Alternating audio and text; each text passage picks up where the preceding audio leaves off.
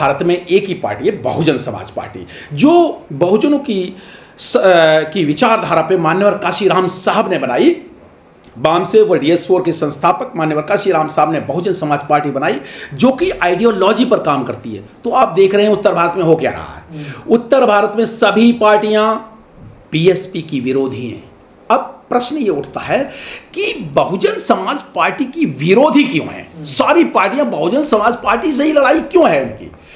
Bahujan Samaj party से सबकी लड़ाई इसलिए है कि बहुजन समाज पार्टी विचारधारा की लड़ाई लड़ती है। बहुजन समाज पार्टी एक आंदोलन है। बहुजन समाज पार्टी आरक्षण देती है। बहुजन समाज पार्टी नौकरियां देती है। बहुजन समाज पार्टी मान सम्मान देती है। बहुजन समाज पार्टी बहुजनों के नायकों का सम्मान करती है और अत्याचार नहीं होने देती, प्रतिनिधित्व देती है, जमीन देती है। ठेका ले रखा है गांधी परिवार ने, उनके पिताजी बनेंगे, उनके दादाजी प्रधानमंत्री बनेंगे, उनके पिताजी बनेंगे प्रधानमंत्री, अब ये उनके माताजी बनेंगे, उनके खुद बनेंगे। ये क्या मतलब है भाई? गांधी ने कोई ये डेमोक्रेसी है? भारत लोकतंत्र है। यहाँ बाबा साहब अम्बेडकर एक वोट का अधिकार दे गए हैं।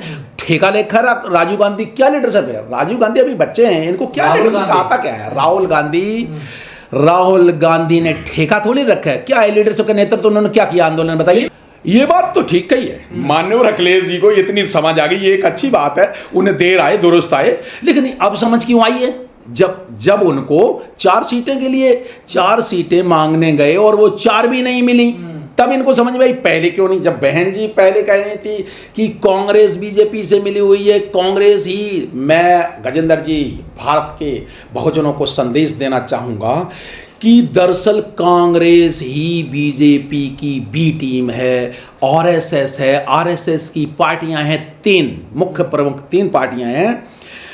कांग्रेस पहली, दूसरी पार्टी है BJP और तीसरी पार्टी है आप पार्टी, जो दिल्ली में एक नई पार्टी उभरी है। ये सब गेम खेल रहे हैं। ये मनुवादी विचारधारा की पार्टियां हैं। ये मनुवादी विचार को समर्पित हैं और ये हक छीनती हैं। तो कांग्रेस ने हक छीना है। एक्चुअली ये गठबंधन था ही कब? इंडिया तो नाम दे दिया, ये इंडिया गठबंधन पूरा कभी इंडिया था ही नहीं, क्योंकि ना इसमें जो बहुजनों का, दलित, SC ST का कोई भी प्रतिनिधित्व था, ना मुस्लिम माइनॉरिटी का कोई प्रतिनिधित्व था। बताइए हमें, कोई मुस्लिम लीडर का कोई प्रतिनिधित्व होता तो हमें बताइए, नहीं था। शेड्यूल ट्राइब का कोई प्रतिनिधि होता, नहीं था। और बहुजनों की लीडर हैं बहन मायावती जी थी, तो उनका ना दलित का कोई रिप्रेजेंटेशन, ना शेड्यूल ट्राइब का कोई रिप्रेजेंटेशन, ना मुस्लिमों का कोई रिप्रेजेंटेशन। तो इंडिया गठबंधन था ही नहीं। ये कांग्रेस गठबंधन, जो पहले UPA जाना जाता था, बाद में इसमें 2 पार्टियां और मिल गई, एक TMC मिल गई और एक UP की सपा मिल गई और एक JDU मिल गई। इस तरह का गठबंधन बनाया था। ये बनाया क्या था? Behind the scene Congress game खेल रही थी इंडिया के मामले में। एक्चुअली इंडिया बना करके ये RSS ही, पहले BJP फिर कांग्रेस BJP, तो ये RSS का ही गठबंधन था, इंडिया गठबंधन। इसमें किसी बहुजन का, SC ST OBC का प्रतिनिधित्व था ही नहीं, ना माइनॉरिटी का प्रतिनिधित्व था। इसलिए ये भारत का कोई गठबंधन नहीं था।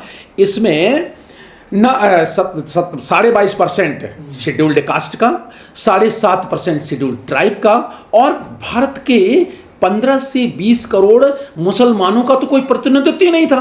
तो किस तरह का? तो इंडिया गठबंधन फर्जी गठबंधन। मान्यवर अखिलेश जी को देखो, अखिलेश जी अभी नए पॉलिटिशियन हैं, अभी विचारधारा की समझ नहीं है, लेकिन कम से कम समझ तो आई। ये अच्छी बात, 2 अखिलेश जी को समझ आई। एक जब उनकी कुर्सी धुली गई, तब उनको समझ आई कि हम दलित हैं, तब उनको पता चला कि शूद्र हैं। जब BJP ने उनकी कुर्सी धुल दी, तब उनको लगा अरे हम तो शूद्र हैं, तब उन्हें पहचान पता चली। अब अखिलेश जी को कांग्रेस ने जब इंसल्ट, फिर बेइज्जती कर दी, तो उनको लगा अरे दरअसल बात क्या है। मान्यवर अखिलेश जी को मान्यवर काशीराम साहब और बहुजन आंदोलन को, तथागत बुद्ध, फूले पेरियार, रामास्वामी नायकर और बहुजन विचारधारा को पढ़ना लिखना चाहिए। पढ़े लिखे हैं, हालांकि वो फॉरेन रिटर्न है, पढ़े लिखे हैं, या हमारे यंग पॉलिटिशियन हैं, बहुजन समाज से हैं, ओबीसी समाज से हैं, मैं उनकी कदर करता हूं। लेकिन सवाल ये नहीं है, सवाल ये है क्या उन्हें दोस्त दुश्मन की पहचान है? नहीं है। अगर दोस्त दुश्मन की पहचान होती तो अखिलेश जी इंडिया गठबंधन में नहीं जाते। ये इंडिया गठबंधन स्वाभाविक 85% मूल निवासी बहुजनों का गठबंधन भी नहीं है, क्योंकि कांग्रेस ने 75 सालों तक ओबीसी को आरक्षण नहीं दिया, मंडल कमीशन का विरोध किया। पूरे गांधीज ने पहले गांधी ने और गांधी की कांग्रेस प्री इंडिपेंडेंट गांधी ने और उनके जितने भी कांग्रेस पार्टी ने तो ओबीसी वर्ड को संविधान में गिनने की गिनती तो छोड़ दो, उनका नाम भी लिखने के लिए बाबा साहब को मजबूर कर दिया था, नहीं ये लिखो ही मत। लेकिन बाबा साहब ने, धन्य हो बाबा साहब अम्बेडकर, उन्होंने आर्टिकल 342 संविधान में डाल करके ओबीसी को एक, उन्होंने कहा नहीं, ऐसे लोग, ऐसे जिनको अभी जाना नहीं गया है, जिनकी गणना नहीं हुई है, उनको फ्यूचर में एक कमीशन बना दिया जाए। तो बाबा साहब का शुक्रिया करें ओबीसी के लोग कि उन्होंने, बाबा साहब ने आर्टिकल 342 डाल करके ओबीसी को प्रतिनिधित्व देने की कोशिश की। फिर कांग्रेस ने कालेकर कमीशन बना करके 50 साल तक लटकाए रखा ओबीसी को। फिर मंडल कमीशन का कांग्रेस ने विरोध किया, राजीव गांधी, इंदिरा गांधी सब तो मंडल कमीशन का विरोध कर रहे थे। और कब दिया कांग्रेस ने? आज राहुल गांधी हैं, वो कह रहे नहीं साहब मिलना चाहिए। तो ये बताइए, कांग्रेस ने 2011 में जो जनगणना कराई थी, उस समय जाति जनगणना के आंकड़े क्यों नहीं इन्होंने प्रसारित किए? जो ये गांधीज है ना, दरअसल बात ये है, ये बेइज्जती करते हैं। गांधी और कांग्रेस ने बहुजनों के नेतृत्व को बर्बाद किया है। दिल्ली में 50-55 साल तक एमएलए रहने वाले एक नेता थे, चौधरी प्रेम सिंह। उनको अब मुख्यमंत्री बनाएंगे, 55 साल तक वो बेचारे मर गए, उनको मुख्यमंत्री कभी नहीं बनाया। मान्यवर जगजीवन, दूसरा एक उदाहरण देता हूं, जो कांग्रेस में ही रहे, दूसरा मान्यवर जगजीवन राम जी का उदाहरण देता हूं। जिंदगी भर मान्यवर जगजीवन राम जी तो कांग्रेस की सेवा की, लेकिन उन्हें जब प्रधानमंत्री बनने का आया तो कांग्रेस ने हटा कर दिया। तीसरे नेता जब ऐसे अधिकार मांगने लगे, रामविलास पासवान, एक और जो दलित नेता जो कांग्रेस के पिट्ठू रहे, मैं उन कांग्रेस के मान्यवर काशीराम के शब्दों में चमचे रहे, कांग्रेस के चमचों का भी कांग्रेस ने भला नहीं किया।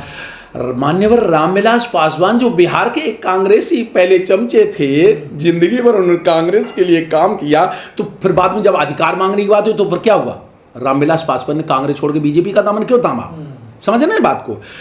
तो मैं ये कहना चाहता हूं, कांग्रेस पार्टी ने बहुजनों का नेतृत्व खत्म किया है दक्षिण में, लेकिन ऐसा नहीं हुआ। दक्षिण भारत में जब पेरियार ईवी रामास्वामी नाइकर को गांधी नाम के कांग्रेसी व्यक्ति ने जब कहा कि नहीं, उन्होंने कहा ये तो अछूत पे समस्या पे बात करो, और ये पहले तो शेड्यूल कास्ट की समस्या हल होनी थी, तो फिर क्या हुआ? ईवी रामास्वामी नाइकर जो कांग्रेस के प्रदेश अध्यक्ष थे तमिलनाडु के, उनको रिजाइन देना पड़ा। तब उन्होंने कहा गांधी का बहिष्कार, कांग्रेस का बहिष्कार, हिंदू धर्म का बहिष्कार, देवी देवताओं का बहिष्कार और हिंदी भाषा का बहिष्कार। और तब वो डीएमके की, दक्षिण भारत की पार्टी जो बहुजन विचारधारा पे चली, 75 साल से काम कर रही है ना, डीएमके राज सत्ता में है, डीएमके एआईडीएमके, वहां कांग्रेस और बीजेपी कभी सत्ता में नहीं आई। क्यों नहीं आई? क्योंकि दक्षिण भारत में बहुजनों की सत्ता, आइडियोलॉजी पर बहुजनों की पार्टी काम करती है। अब ये कह रहे हैं जाति जनगणना कराओ, तो एक काम करें ना, कांग्रेस के राहुल गांधी अगर ईमानदार हों तो उनकी चार प्रदेशों में सरकारें हैं, 27% ओबीसी का आरक्षण, फटाफट एक स्पेशल ड्राइव चलाएं और 4 राज्यों में भर दें,